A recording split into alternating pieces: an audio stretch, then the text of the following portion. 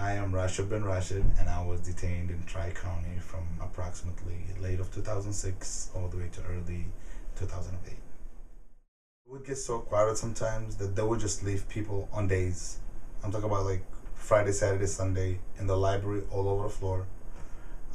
They would put them in the segregation pod, and it's sad because I understand there's overcrowding going on, and you're putting them in the segregation pods. Now, when there's people outside laying like literally on the floor, none of the rules applied. But if they had enough where they can have everybody in their cells, the segregation rules actually applied on them, even though they're not there for no punishment.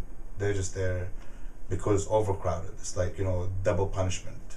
So they were still confined, the typical 23 hours as if they were there for punitive. And I don't know if that's worse or being in the library, because in the library there's no bathroom.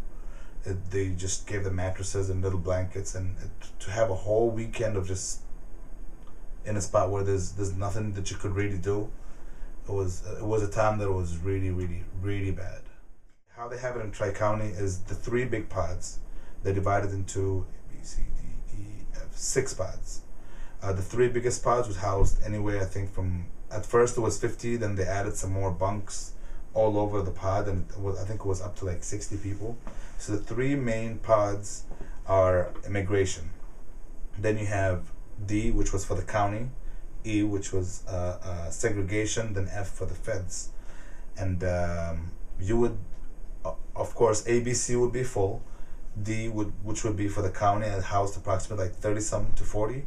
The majority in there at some point were immigration, and you would go to segregation, and that would be full too. And F, which has federals, and you really technically ain't supposed to like mix them. I don't know how they had that going on, but that's why they had separate pods.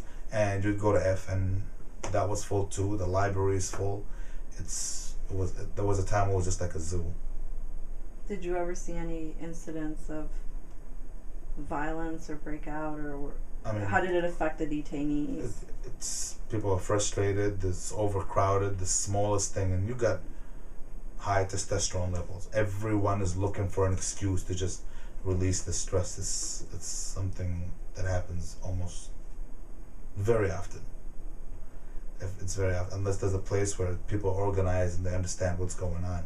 But usually where people are just coming and going, it's so easy to pick on someone, and it's so easy to just blow up at somebody, and it's just bound to happen.